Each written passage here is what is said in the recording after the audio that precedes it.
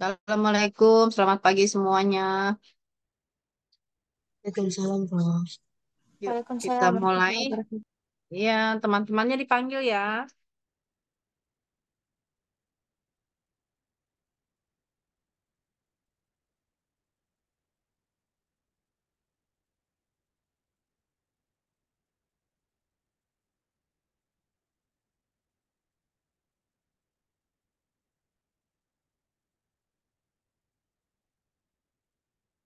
Masih banyak 21.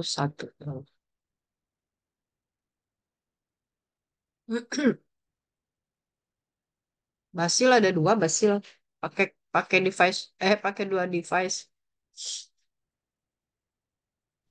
Iya, Prof. Yang satu buat ngerekord, yang satu saya lagi ini Prof mau ke kamar mandi. Iya. Udah pada mandi belum, teman-teman? Apa baru pada bangun? Ya, untungnya online ya, daring jadi bisa apa namanya? Bisa di rumah. Teman-teman jangan lupa yang sudah presentasi kemarin tolong dikumpulkan di G Drive ya. Disiapkan G Drive-nya ya Basil ya kemarin kan udah ada tuh dimasukkan ke situ semua ya tugas PPT-nya. Baik, Prof. Saya itu dulu ya kita mulai jam berapa sekarang? Jam 8. Saya absen dulu sebentar.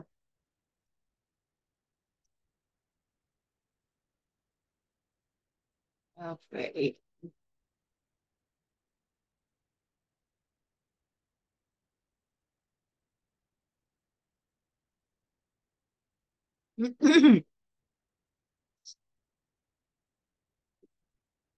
Minta itu ya share screen. Enggak pun nggak apa-apa, tapi nanti kan ada yang mau itu. Oke, saya ini dulu ya, absen dulu ya. Basil, Hadir, ada Prof. ya. Hadir. Raidinata, Raidinata, Muhammad, Hadir, Prof. Muhammad Satria Pamungkas, belum datang, belum bangun. Ferdian, Nugraha, Astianto, Kalista Mailinda, Vina Alicia, Hadir, Jasmine, hadir, Prof. Emilia Hadir, Bu. Saputri, Ibnu Hadir, Muzamil, Bu. Adinda Asmarani, Hadir, Prof. Adista Maura, Kenzi Suroto, Ada Ibu. Naura Putri Abinaya, Hadir, Prof. Margaret Esra Siahaan, Hadir, Prof. Farhan Hadir, Mubarak, Prof. Anastasia Stefani Lumbanggal. Hadir, Prof. Ya, susah namamu Iya, ya. Prof. David Prasetyo, David, lagi bertugas, David. Aisyah, Hadir, Prof. Aisyah, Prof. ya. Delia, Hadir, Prof. Robi Alfain, Rob, Hadir, Ikhlas, Prof. Husna Hadir, Sakinah, Prof. Nia Kamalasari, Mutia, Mutia Nur Azizah, Hadir, Prof. Pavita, Hadir, Prof. Raka Anggara, Hadir, Prof. Hansa Marista, Maritza, Hansa, Aisyah, Fitriani, Dinda Kamila, Hadir, Prof. Septiana Nurzena, Hadir, Prof. Fawas, Fawas, Afra, Hadir, Prof. Iwan, ada tadi ya? Iwan, Iwan, ada kan? Iwan, Iya, iya, Prof. oh putus-putus. Aulia Fadila, Hadir, Prof. Muhammad Fatul Ihsan, Hadir, Prof. Muhammad Ammar Fauzan,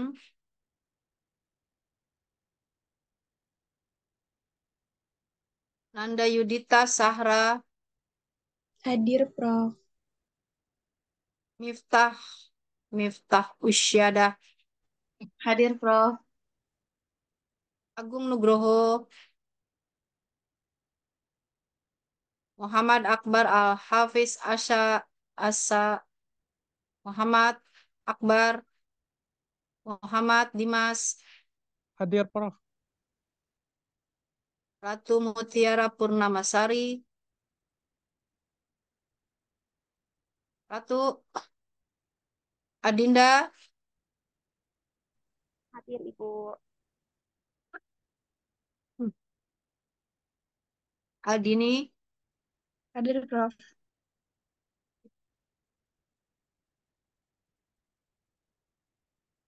Lofiska,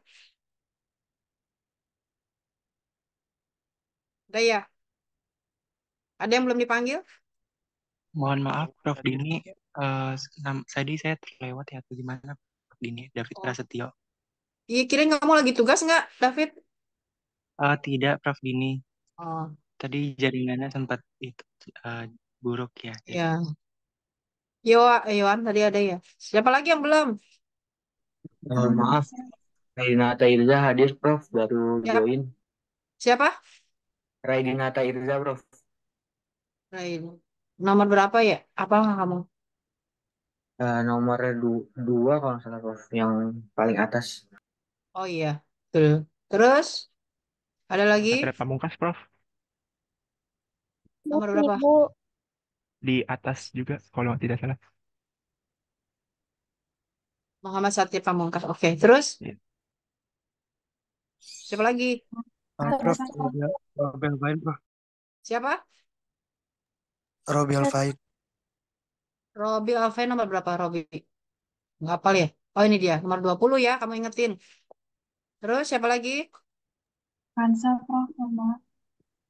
Kansa nomor nomor berapa Kansa? Kansa nomor 27 ingetin ya. Terus nomor urut Ratu Mutiara, Ibu. siapa? Ratu Mutiara. Oh, Ratu Mutiara. Ratu Mutiara di bawah nih. 42 ya. Terus siapa lagi? Dah. Saya sebut. Oke ya. Kita mulai 37 berarti ya. Ya, Assalamualaikum warahmatullahi wabarakatuh. Selamat pagi semuanya. Selamat menjalankan ibadah puasa yang menjalankan. eh, Pagi ini kita di pertemuan ke-6 ya. Seharusnya sih ke-7 karena kemarin libur. Jadi kita ke-6. Nah, ke-6 ini argumentasi apa judulnya? Sebentar, Ibu cek. Penyusunan argumentasi logis ya. Nah, silahkan teman-teman bagian siapa yang presentasi ini? Silahkan. Iya, Prof. Kelompok 5, Prof. Ya.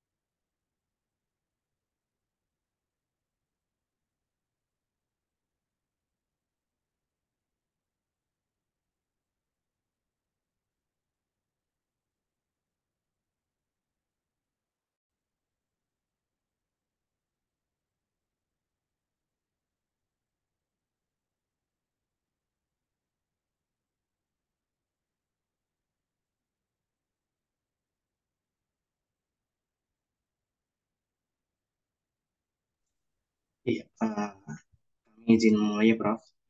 Bismillahirrahmanirrahim. Assalamualaikum warahmatullahi wabarakatuh.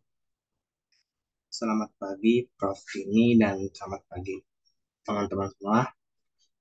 Kami dari kelompok 5 akan mempresentasikan hasil diskusi kami terkait tentang penyusunan argumen logis. Boleh selanjutnya. Baik, untuk anggota kelompoknya di sini ada Alini Al-Zahra, ada Adis Maura, lalu ada saya sendiri, Basil Basili, dan Yohan Hanifa. Lalu selanjutnya. Baik, untuk topik pembahasannya sini ada 6. Yang pertama itu ada definisi argumentasi, argumen logis, dan komponen argumen logis. Yang kedua ada pengertian penyusunan argumen logis dan karakteristik. Yang ketiga ada jenis dan teknik penyusunan argumen logis. Yang keempat ada prinsip argumen logis. Yang kelima tahapan dan contoh penyusunan argumen logis. Dan terakhir ada manfaat penyusunan argumen logis. Baik, yang pertama itu ada tentang definisi argumentasi yang akan dipaparkan oleh Yohan. Kepada Yohan, saya persilakan.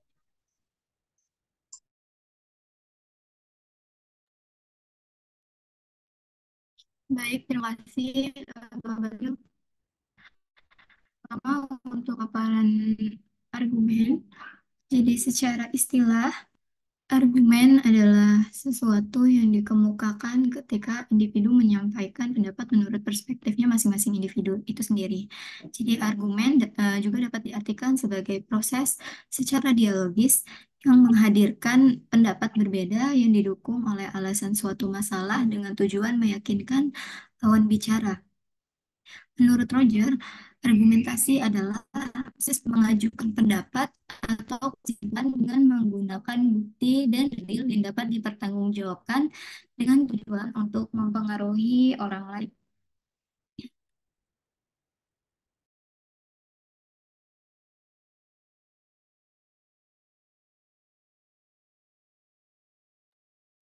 Baik, selanjutnya adalah argumen logis. Untuk definisinya sendiri, argumen logis adalah proses membangun dan menarik kesimpulan berdasarkan hubungan antara premis dan kesimpulan sesuai dengan aturan logika. Argumentasi logis digunakan untuk membuktikan suatu kebenaran atau fakta dengan cara yang rasional dan objektif melalui penyajian data yang valid dan fakta-fakta yang terverifikasi yang dapat dipertanggungjawabkan.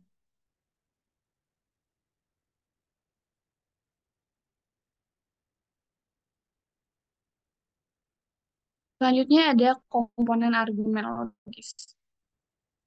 Untuk definisi singkat dari argumen logis itu sendiri, argumen logis adalah sebuah klaim yang berisi premis-premis yang mendukung sebuah kesimpulan. Untuk komponennya sendiri, yang pertama ada klaim. Sendiri merupakan pernyataan pendapat tentang suatu topik. Sebuah argumentasi membuat dua klaim yang berbeda.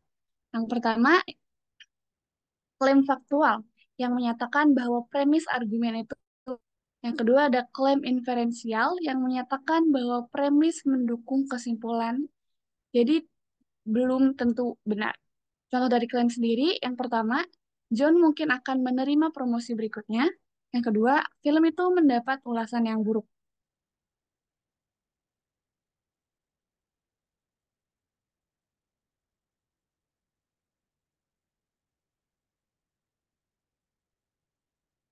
Klaim-klaim, sebuah argumen juga membutuhkan premis. Premis sendiri adalah sebuah bukti atau alasan pendukung dari klaim yang diutarakan. Contohnya, John mungkin akan menerima promosi berikutnya. Itu merupakan klaim karena dia yang paling lama di sini. Itu adalah premis. Yang kedua, film itu mendapat ulasan yang buruk. Itu klaim. Adikku menontonnya dan mengatakan bahwa film itu membosankan. Kurasa kita harus memilih film yang lain. Itu adalah premis.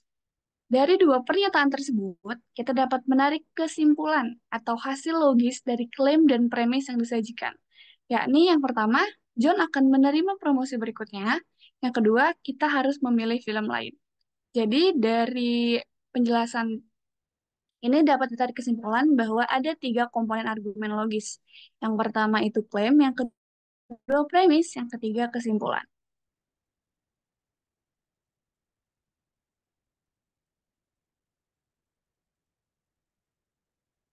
Selanjutnya, apa itu penyusunan argumen logis?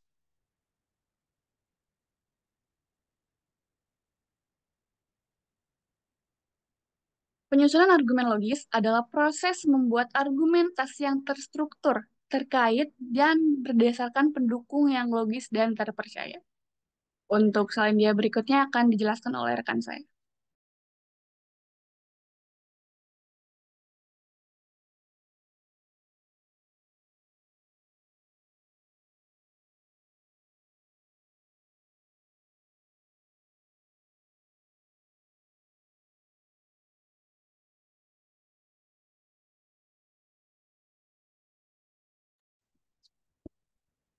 Boleh di next.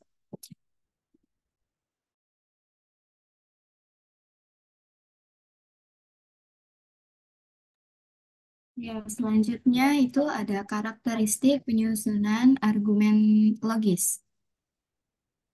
Untuk karakteristik yang pertama, yaitu ada konsistensi. Jadi dalam konsistensi ini, pemikiran yang logis itu harus konsisten. Artinya tidak ada kontradiksi antara pernyataan-pernyataan yang dibuat dalam argumen atau satu penawaran. Lalu yang kedua itu ada relevansi. Nah, dalam relevansi ini, pemikiran logis itu harus relevan dengan topik atau masalah yang sedang dibahas. Jadi setiap pernyataan atau langkah-langkah penalarannya itu harus memiliki hubungan langsung dengan tujuan untuk argumentasi tersebut gitu. Jadi seperti itu. Terus selanjutnya ada kejelasan. Dalam kejelasan ini, argumen yang logis itu harus jelas dan dapat dipahami oleh pembaca dan pendengar. Definisi kata-kata, penggunaan istilah, dan urutan dari pemikiran itu harus mudah diikuti tanpa ada ambiguitas. Lalu yang selanjutnya ada rasionalitas. Nah, rasionalitas ini logika harus berdasarkan pada rasionalitas, yaitu kemampuan untuk berpikir secara objektif, menggunakan bukti-bukti dan alasan objektif dalam membuat suatu kesimpulan. Lalu ada akurasi. Nah, dalam akurasi ini pemikiran logis itu cenderung mengutamakan keakuratan dalam menyajikan fakta. Fakta, alasan, dan bukti-bukti yang dapat mendukung argumen tersebut. Lalu yang terakhir itu ada validitas. Nah, dalam validitas ini argumen yang valid adalah argumen yang dimana jika premis-premisnya itu benar, maka kesimpulannya juga harus benar. Selanjutnya.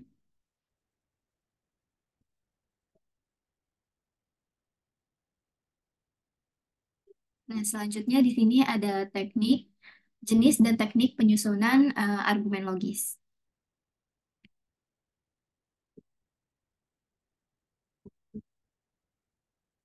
Nah, untuk jenis yang pertama itu ada argumen induktif. Nah, argumen induktif ini merupakan sebuah argumen yang dapat dianggap sebuah argumen dapat dianggap induktif ketika premis yang digunakan membuat kesimpulan yang terasa benar, namun tidak menjamin kebenarannya. Jadi contohnya selama setahun terakhir, sebuah pesawat terbang di atas rumahku pada pukul 2 siang setiap harinya. Sebuah pesawat akan selalu terbang di atas rumah saya setiap hari pada pukul 2 siang. Next.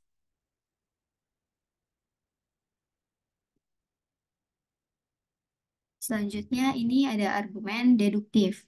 Sebuah argumen dapat dianggap deduktif ketika premis menjamin kesimpulan.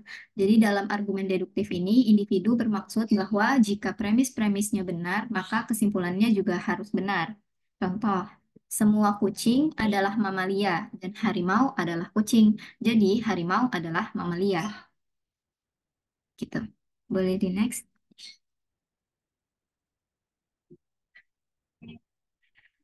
Selanjutnya, yang ketiga itu ada argumen analogis.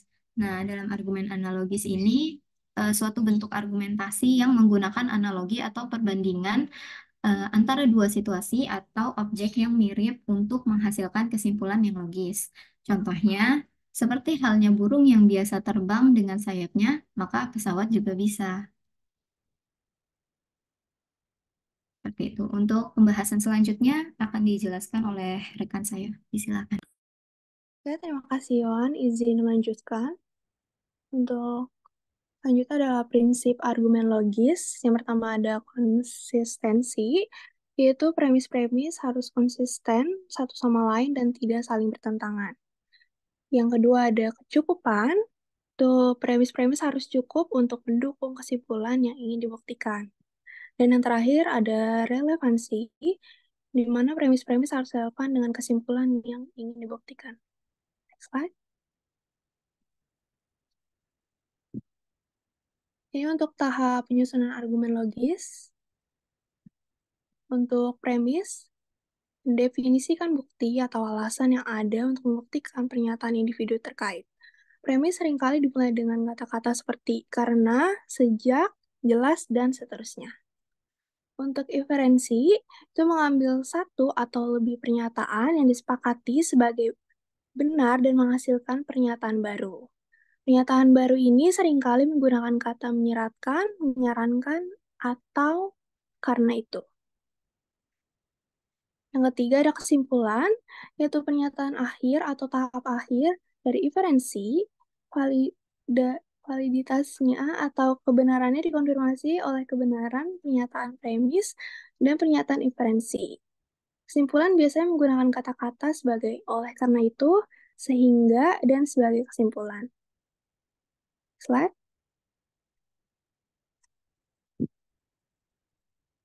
Ya, ini untuk contoh argumen logis. Untuk pernyataan premis, Washington DC adalah ibu kota Amerika Serikat. Presiden Amerika Serikat tinggal di Gedung Putih. Gedung Putih berada di 1600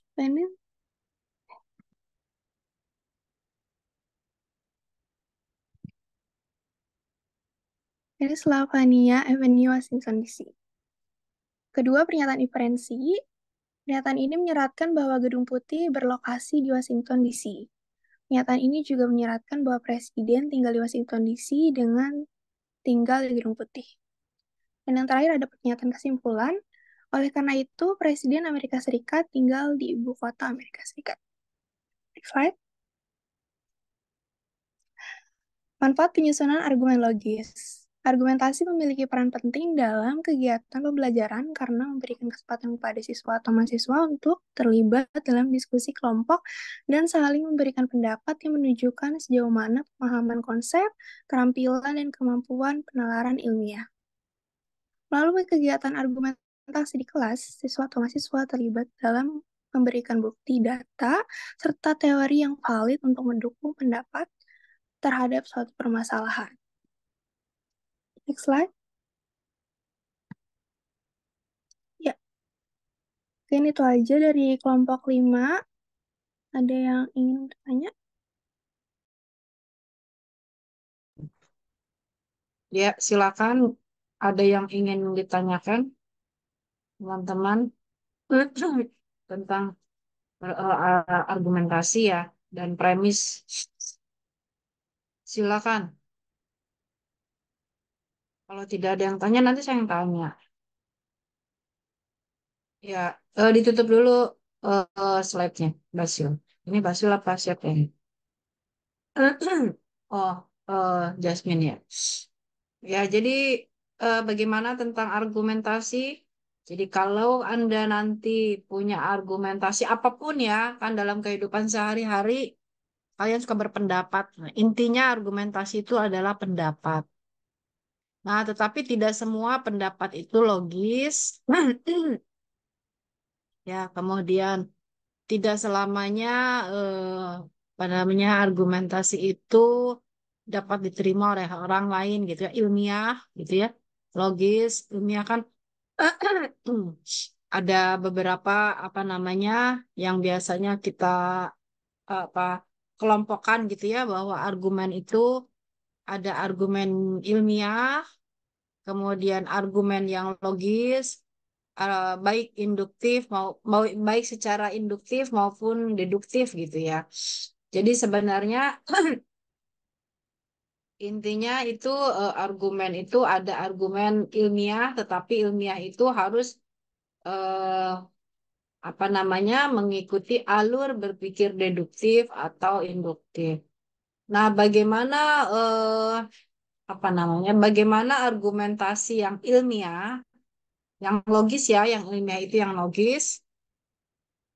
eh, Syaratnya adalah premisnya itu harus diterima dan harus ada referensinya, atau harus ada pendapat-pendapat dari orang lain yang sama. Jadi gini, ketika Anda menyatakan misalnya, ini misalnya nih ya kan karena sekarang lagi rame hak angket ya, kita berbicara hak angket. Kalian ikuti nggak sih politik? Nanti saya apa namanya diskusi politik. Karena kalau diskusi atau argumentasi itu Anda harus masuk ke dalamnya. Anda harus paham ke dalamnya. Kalau tidak paham ke dalamnya, bagaimana Anda bisa argumentasi? Nanti katanya-katanya doang. Nah, kalau mahasiswa kan katanya, Bu. Nah, itu kalau katanya argumentasinya bukan nggak ilmiah ya.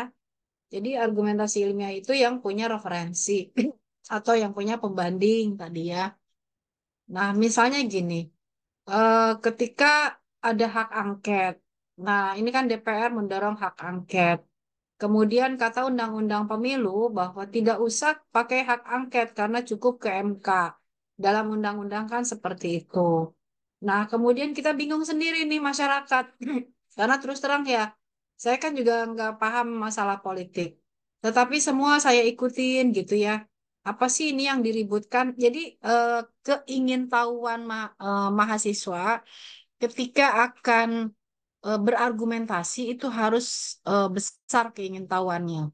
Sehingga Anda mencari banyak informasi. Nah, itu informasi itu bisa dalam bentuk tulisan atau dalam bentuk non tulis ya. Apa namanya kalau non tulisan itu verbal. Nah, kemudian kamu kumpulkan informasinya. Apa itu hak angket? Apa itu undang-undang pemilu yang tidak ada hak angket di dalam undang-undang pemilu tersebut gitu. Nah, itu dicari tahu tuh. Nah, apa sih supaya kita nggak buta-buta banget ya kalau gaul. Sebenarnya kan saya juga suka ngikutin berita selebritis, mengikuti berita politik, mengikuti apa eh, apa ya isu-isu yang terkini gitu, semata-mata hanya untuk menambah wawasan dan kalau ngobrol dengan orang lain itu kita nggak ketinggalan gitu ya, tahu informasi, nggak buta-buta amat. Nah, itu jadi Anda itu harus punya sebagai mahasiswa harus punya banyak informasi. Jangan sampai ya ikut demo gitu. Kenapa kamu ikut demo? Ya ikut aja Bu, ikut-ikutan rame seru. Nah, jangan seperti itu ya. Tetapi kamu harus punya alasan. Eh kita ngajuin UKT yuk. UKT yang rendah SPU 0 rupiah. Alasannya apa kamu ngajuin? Ih, biar kasihan adik-adik, biar ngerame-ramein aja, cuman kasihan aja sih kita mah. Nah, jangan yang seperti itu. Jadi semua argumentasi apa yang akan Anda lakukan itu harus punya dasar yang logis gitu ya. Nah, kembali lagi tadi ke contoh undang-undang dan hak angket. Sempat saya juga bingung apa itu undang-undang pemilu dan apa itu hak angket. Nah, ternyata hak angket itu eh, kasarannya itu gini, premisnya ya. Premis dari hak angket adalah untuk membuktikan eh, policy atau kebijakan pemerintah berjalan sesuai dengan aturan.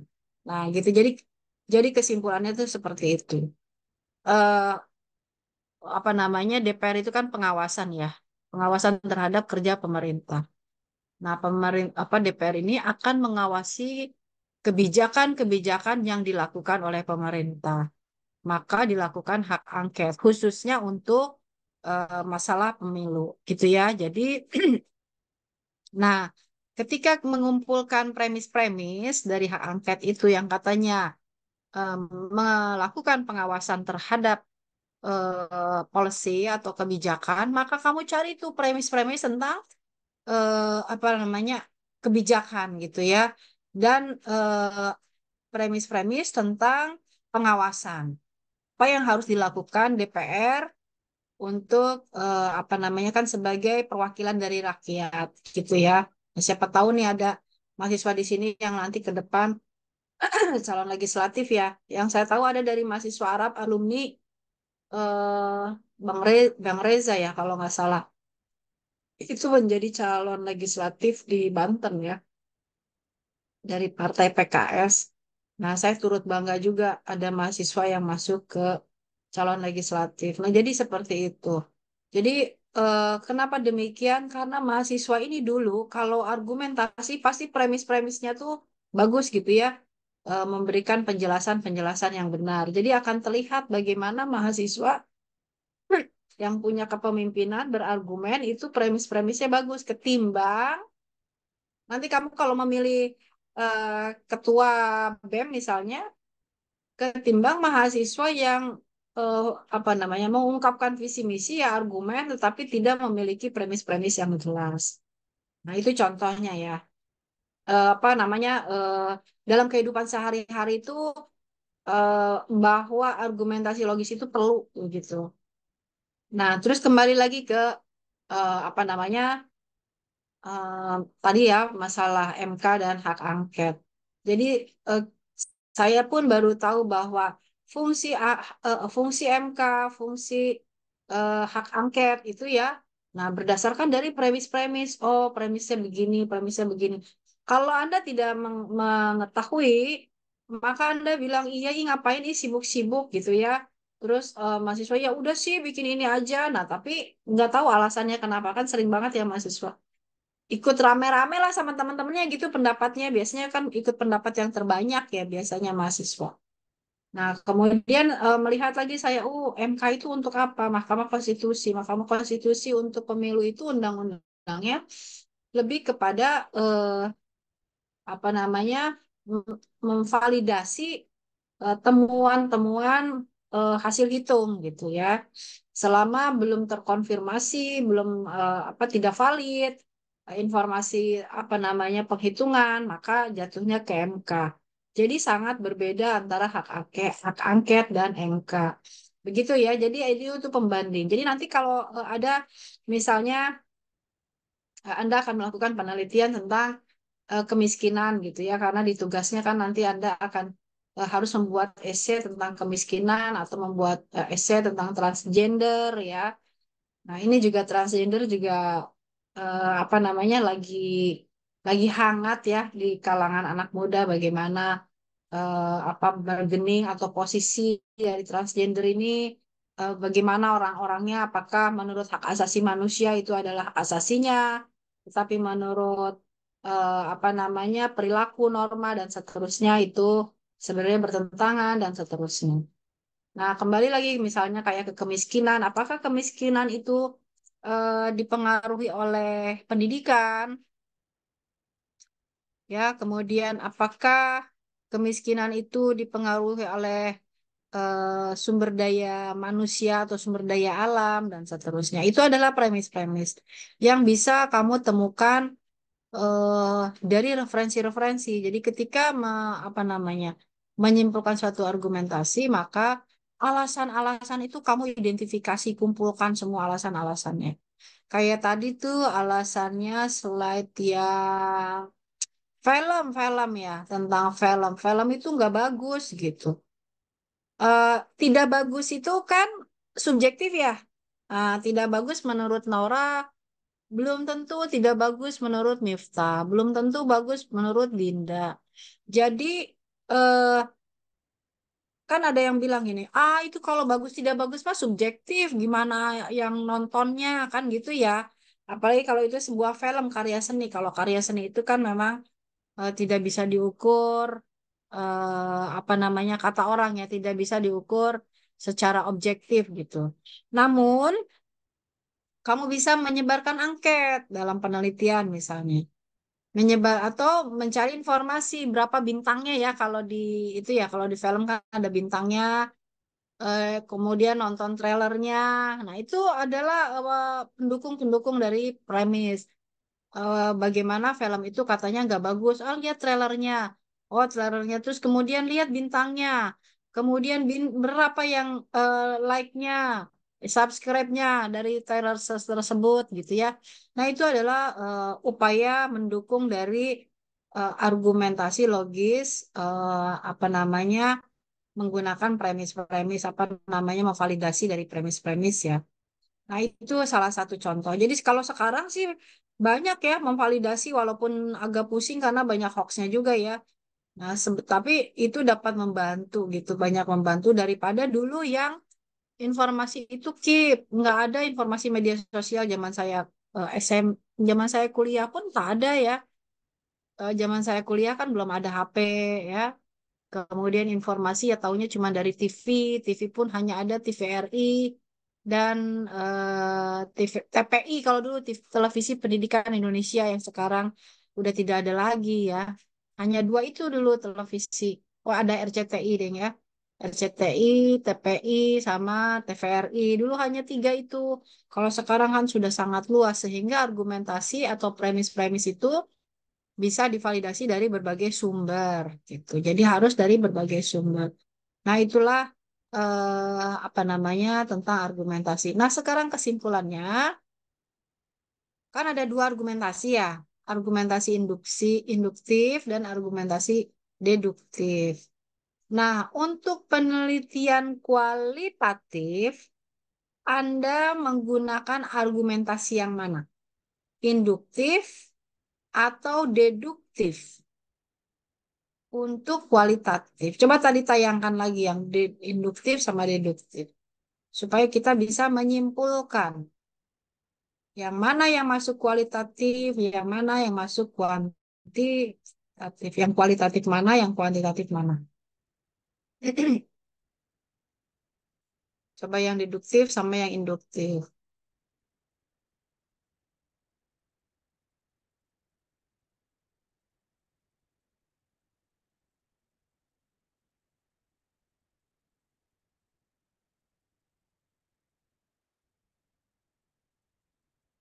Nah, ini coba diperbesar.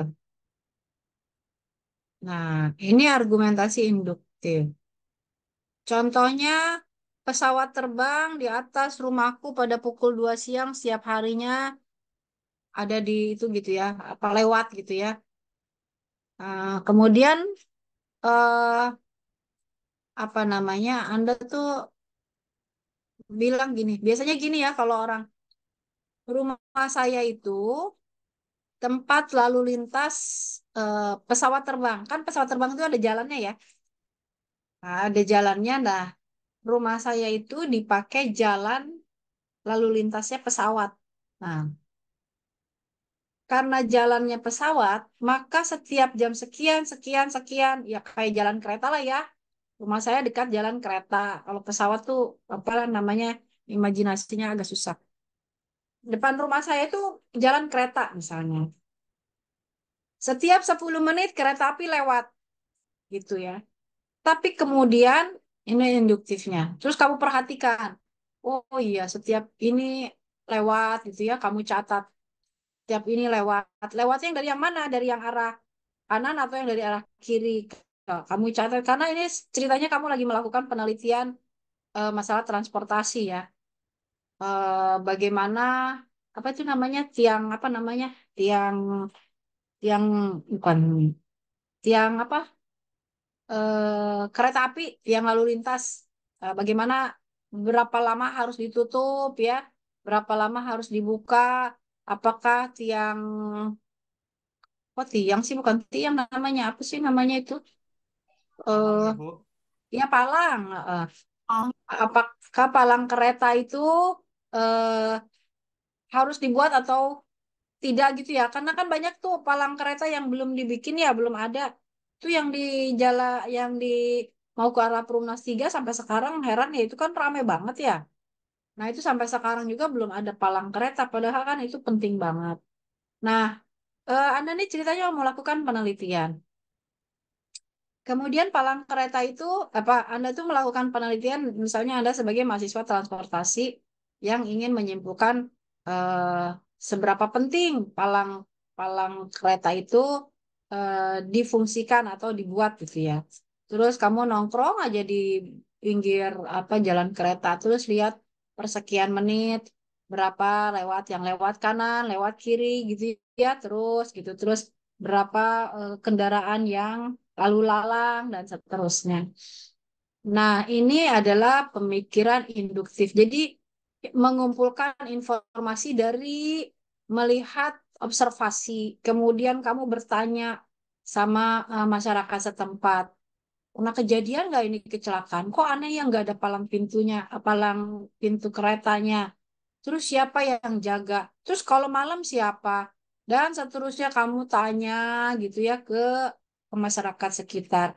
Ini untuk mendapatkan premis, untuk mendapatkan alasan mengapa pintu kereta api di arah Perumas 3 itu nggak pernah dibikin dari dulu, nggak pernah ada sampai sekarang. Siapa yang rumahnya di Perumas 3 tuh lewatin Bekasi ke sana? Saya heran ya. Nah, tidak pernah ada. Kemudian kamu observasi, kamu tanya sama wawancara, kemudian survei survei dengan apa namanya melihat sendiri ke lapangan. Nah, itu dilakukan secara induktif untuk mencari kebenaran. Nah, jika eh, kegiatan yang seperti itu yang saya ceritakan tadi kamu lakukan, maka itu masuk ke penelitian kualitatif atau kuantitatif? Kualitatif, Prof. Kualitatif. Betul, pintar. Berarti ketika kamu ke lapangan mencari tahu, karena lihat dari mengobservasi ya, mengumpulkan data dari apa namanya di lapangan. Terus apa bedanya sekarang yang deduktif? Jadi yang induktif itu untuk ke kualitatif. Ya, premis-premisnya harus dari pengumpulan data, ya kebenarannya. Sekarang coba lihat yang deduktif.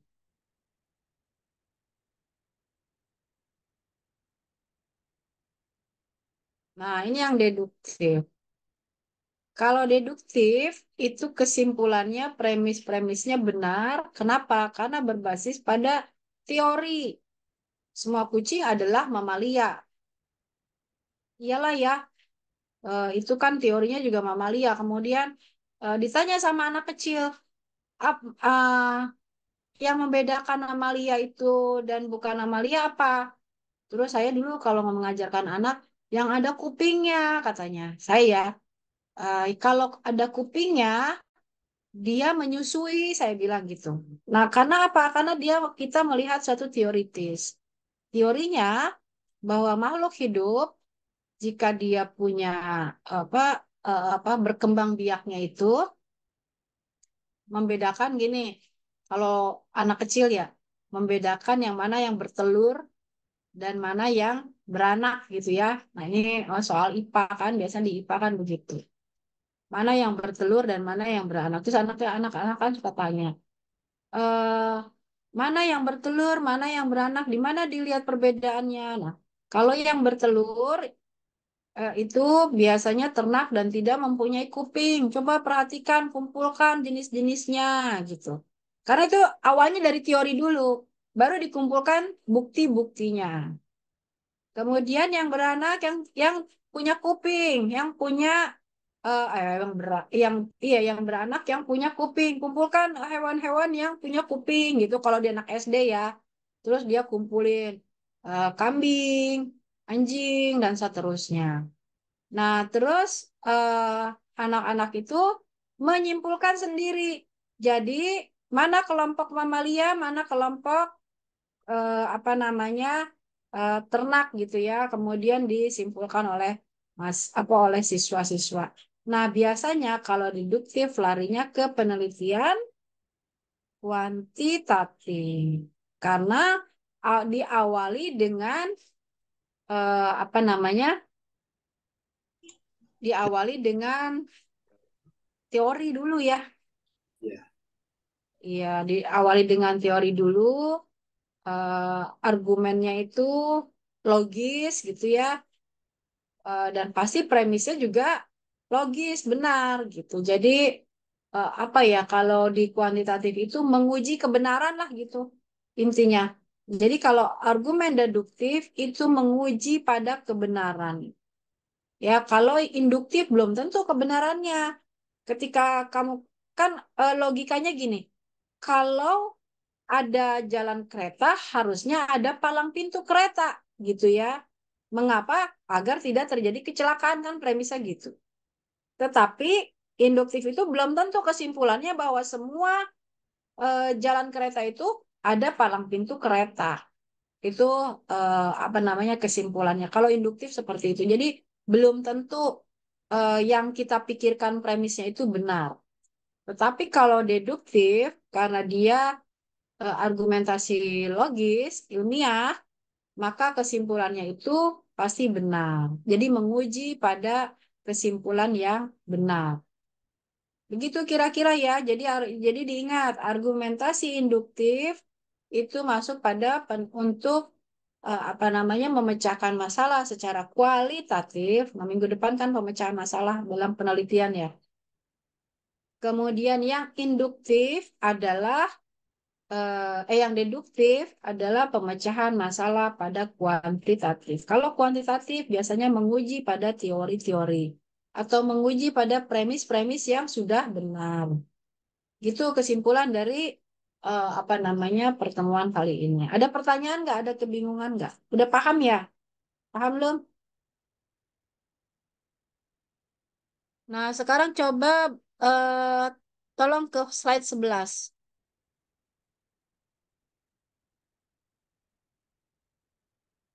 Nah, bagaimana menyusun argumen sekarang? Tadi kan udah ya. Oh, argumen yang deduktif itu begini, yang untuk kuantitatif, yang induktif itu yang kualitatif, yang deduktif kuantitatif. Nah, kemudian bagaimana cara penyusunan argumennya? Karena pada kedua jenis argumen itu cara penyusunannya berbeda. Yang penting, namun pada apa namanya penyusunan argumen itu syaratnya adalah konsisten. Kalau kita sedang melihat tadi tentang misalnya kereta api, maka yang kita lihat adalah wawancara yang diwawancara itu tentang kereta api. Karena gini, kalau kualitatif itu seringkali ketika kita wawancara induktif gitu ya, kemana-mana gitu. Saya mau cerita apa? Kita mau bertanya tentang pentingnya palang pintu kereta api.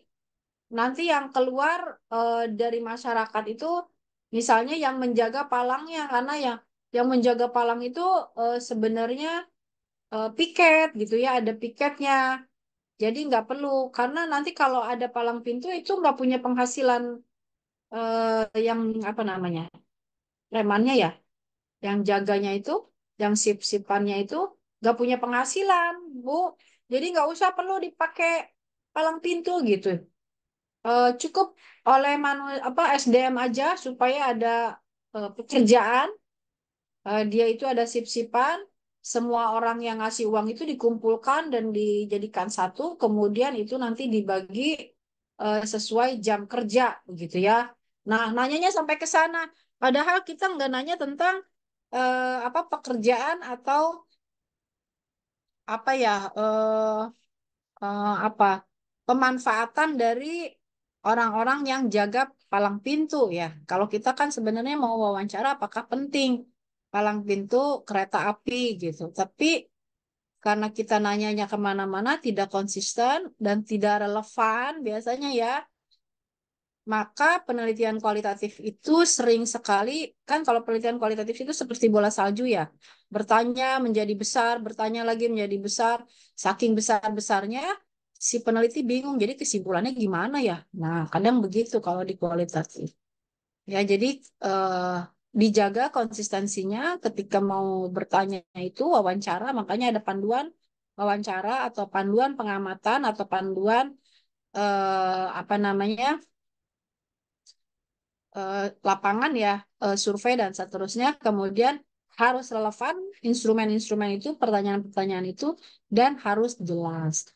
ini mbaknya mau nanya ke pekerjaan eh, si preman itu atau mau tanya tentang palang pintu? Nanti orang bingung.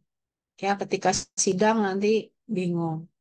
Nah, kemudian rasionalnya mana sih sebenarnya yang mau Anda tanyakan yang mana gitu. Karena kalau misalnya menanyakan lagi, ada lagi yang nanya. Nanti ujung-ujungnya kan kamu tuh kalau biasanya kalau kualitatif mahasiswa itu kalau udah ke lapangan pertanyaan itu menjadi seru kalau ada sesuatu yang berbau mistik gitu ya, seru tuh. Biasanya mahasiswa jadi ter apa ya? Terbawa dengan pertanyaan peneliti yang tidak penting gitu misalnya. Nah, hal-hal yang tidak rasional kamu tanyakan. Misalnya kecelakaannya sering terjadi nggak Pak kecelakaan di sini? Ya adalah beberapa kali. Itu kenapa ya kecelakaannya? Oh, seperti semalam anak saya bilang, temannya kecelakaan di Cipali, tapi tidak ada orangnya. Cuman dia menabrak kencang sekali katanya ya, nabrak kencang terus meninggal, tapi di belakang itu sekeliling nggak ada siapa-siapa. Jadi seolah-olah dia menabrak makhluk gitu ya. Dan seterusnya kan itu menarik ya kalau kalau apa namanya, tapi kan tidak logis untuk diteliti gitu, tidak rasional untuk diteliti, tapi itu kejadian. Nah, itu biasanya mahasiswa menarik yang kayak begitu menarik sehingga itu yang didalami, itu yang ditanyakan, padahal itu nggak penting gitu. Kemudian akurasinya itu Anda harus menanyakan pada orang-orang yang kunci ya, narasumber-narasumber kunci. Jadi tidak yang asal lewat kamu tanyain, yang nggak paham kamu tanyain, kan nggak seperti itu. Jadi di list dulu siapa yang eh, dianggap tokoh-tokoh masyarakat, kemudian yang paling tahu. Nah, itulah yang Anda tanya karena itu membutuhkan akurasi. Atau mana surat kabar yang bisa dipercaya, misalnya Tempo, kemudian Oke John, dipercaya nggak sih? Terus detik.com dan seterusnya. Itu keakurasian. Keakurasian biasanya apa hampir sama dengan valid ya. Kalau sudah akurat, biasanya informasinya itu valid. Gitu. Kalau informasinya tidak akurat, ya berarti kurang valid informasinya ya. Kamu banyak eh, apa namanya banyak informasi dari TikTok yang hoax-hoax misalnya, itu valid atau enggak kan belum tahu ya keakuratannya atau validitasnya. Nah, kira-kira seperti itu ya. Jadi ketika Anda menyusun argumen logis, itu harus punya 6 elemen ini. 6 elemen ini. Jadi ketika menyimpulkan, jika itu induktif, maka dia argumen logisnya tidak akan lari kemana-mana. Tetapi kalau di deduktif itu mah lebih gampang kalau di deduktif karena memang kita menguji premis yang benar. Jadi sudah pasti kesimpulannya benar gitu ya kalau eh, di apa namanya di deduktif. Nah, sampai situ kesimpulannya penguatan dari saya. Mudah-mudahan Anda paham ya. Tapi silakan jika ada pertanyaan, silakan ditutup ini slide-nya. Salam dia. Silakan kalau ada yang mau ditanyakan.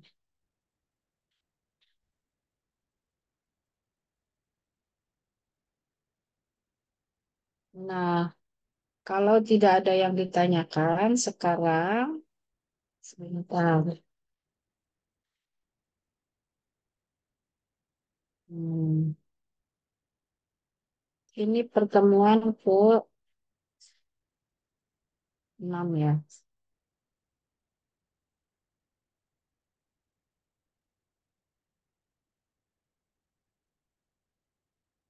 Nah, mahasiswa, saya tampilkan dulu sebentar. Menurut apa ini? LMS, di sini ada penugasan yaitu tugas mandiri. Ya, sudah bisa dilihat ya. Nah, pilihlah salah satu tema antara tema A dan tema B. Tema A itu ketimpangan pendapatan dan konsumsi. Satu, jumlah penduduk kaya dan miskin.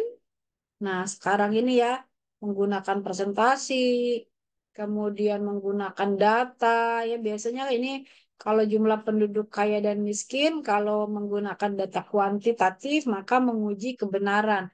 Kalau menguji kebenaran, maka premis-premis itu premis-premis benar yang ditanyakan. Kemudian penghasilan dan gaya hidup. Nah, ini biasanya eh, apa namanya nomor 2 ini disenangin sama mahasiswa biasanya kalau membuat essay ya. Kemudian ketimpangan gender. Ada tentang pendidikan perempuan. Nah, pendidikan perempuan itu penting atau tidak? Itu ya alasan-alasannya. Biasanya pendidikan perempuan ini dibahas dengan menggunakan argumentasi induktif ya, partisipasi dalam lapangan pekerjaan juga biasanya induktif. Jadi ya silakan aja ini mana nanti yang menggunakan deduktif induktif. Di sini setiap mahasiswa membuat esai minimal 450 kata terkait dengan membangun argumen.